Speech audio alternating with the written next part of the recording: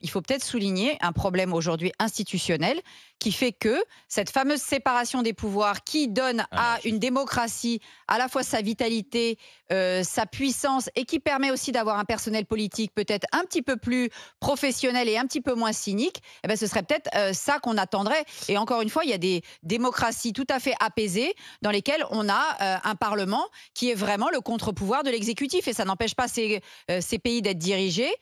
Quand on voit la France, on a un peu l'impression qu'on est dirigé par un canard sans tête. Ça s'appelle Monsieur Macron. Parce qu'encore une fois, Monsieur Macron, et ce que tu disais tout à l'heure, Charles, tu dis il a pris une rousse, Darmanin. C'est le en même temps qu'a pris une rousse. Oui. C'est justement cette absence de colonne vertébrale. Les Français n'en peuvent plus d'être dirigés par des gens. C'est un coup à gauche, un coup à droite, mais c'est même pas vraiment à gauche et c'est même pas vraiment à droite. Et c'est surtout nulle part et c'est surtout dans le mur. Donc c'est ça, les gens en ont marre. En même temps, en 2022, voilà, ils l'ont élu. Donc maintenant, il va falloir en bouffer. Merci à Aurélien de la métropole lyonnaise du côté de Villeurbanne. Maude Bréjon, bonjour.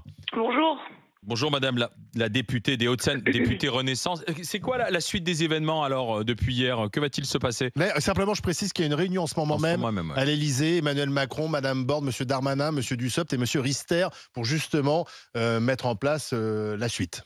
Alors, la contre-attaque. Vous savez que la décision est dans la main du gouvernement. Moi, ma conviction, c'est que l'objectif, il reste inchangé, c'est de protéger les Français. Et le texte qu'on a présenté et qui a été rejeté hier, il permet de protéger les Français en expulsant des délinquants étrangers.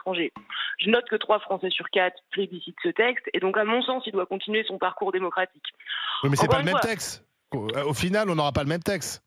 Depuis le début, vous l'avez remarqué, la porte de Gérald Darmanin a toujours été ouverte. On a discuté au Sénat, on a discuté en commission des lois, on a tenté de discuter à l'Assemblée nationale, les oppositions n'ont pas voulu le faire, bon, on en prend acte.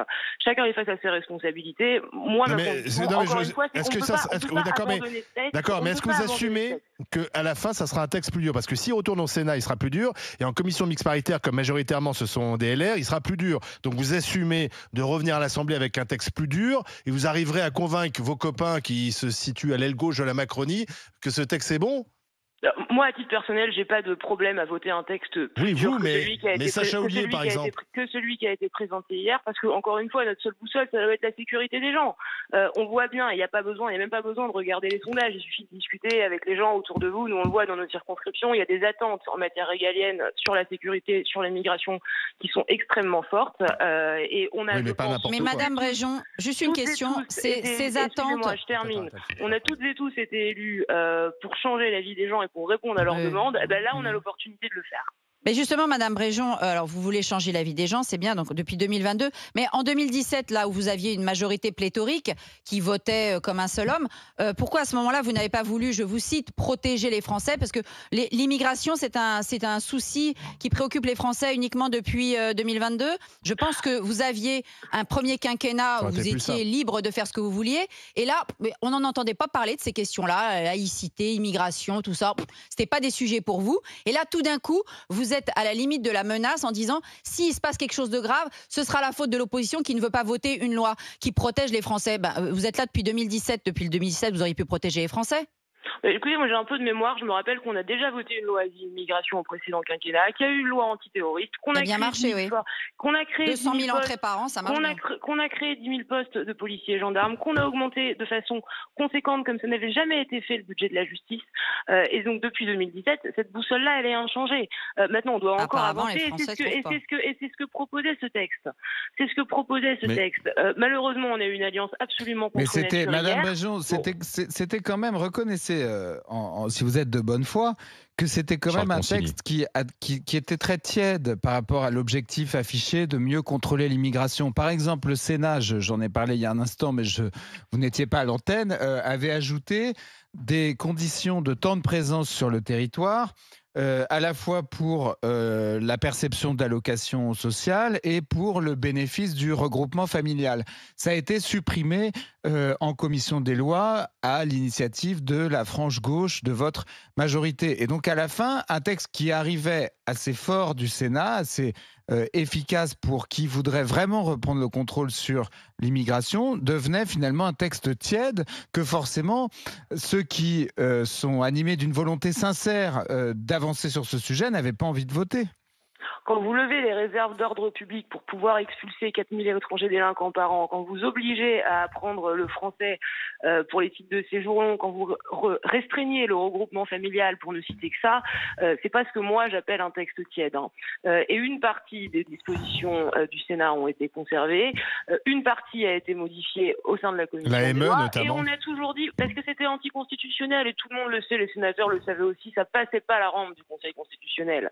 On a dit qu'on était prêt à discuter sur l'AME, sur d'autres projets de loi et d'autres textes législatifs. Oui, mais à part. On a expliqué aussi qu'on était prêt encore à des compromis en séance. C'est pas nous qui avons refusé le débat hier. Mais Maud Bréjon, dès le départ, c'est une loi qui porte une contradiction en elle-même, puisque à la fois vous favorisez la régularisation pour les métiers en tension, et en même temps vous voulez être très dur sur la reconduite aux frontières des étrangers qu'on ne veut pas sur notre territoire. Il fallait scinder les choses en deux, parce qu'en fait, je pense même pour les Français, c'est incompréhensible. On envoie deux messages contradictoires. Et en fait, il y a une question économique qui peut d'ailleurs être débattue. On a souvent débattu. Il manque des gens dans les cuisines, dans le bâtiment, etc. D'ailleurs, ils y sont déjà, les immigrés. Et les scores à chaque fois, c'est que les gens ne veulent pas. Et puis deuxièmement, la question de qu'est-ce qu'on fait, notamment du Tchétchène qui a tué l'enseignant, etc. Je complète ta question, Madame Bréjon. Est-ce que l'erreur originelle, c'est pas celle-là? Je complète juste la question d'Olivier Truchot. Et Madame Bréjon, vous faites comment avec les laissez-passer consulaires qu'on n'obtient jamais, et donc qui fait qu'on n'exécute qu'une OQTF sur 10? En quoi votre loi allait permettre d'exercer enfin ces OQTF et de les exécuter à 100%? Peut-être que pour vous, cette loi n'était pas suffisamment compréhensible. Moi, je note, encore une fois, qu'il y avait plus de 75% des Français qui étaient favorables et à la loi, et à la mesure de régularisation des travailleurs en tension. On parle de 7000 personnes par an. On est très loin d'un appel d'air. Et chacun voit bien qu'on a besoin aujourd'hui dans la restauration, dans la ils y sont déjà. Dans l'industrie, parfois de main-d'œuvre issue de l'immigration. Mais ça se discute, regardez, mais non, ça vous le présentez comme une évidence. Mais non, Madame Bréjon, vous présentez... Je voudrais y répondre. Oui, vous aviez plus d'un Français sur deux qui était également favorable à cette mesure, parce qu'au fond, c'était pas la mesure la plus approuvée. C'était un texte de bon sens.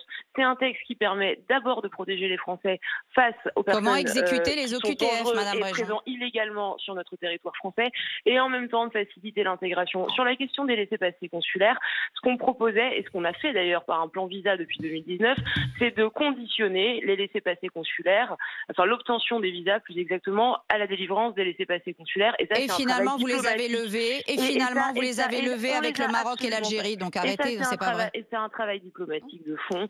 Il n'y a pas de baguette magique. Non, mais qui n'avance pas. Madame Bréjon, le problème, c'est que vous malheureusement, vous n'êtes pas, vous êtes ni novateur ni vraiment courageux, pardon de vous le dire.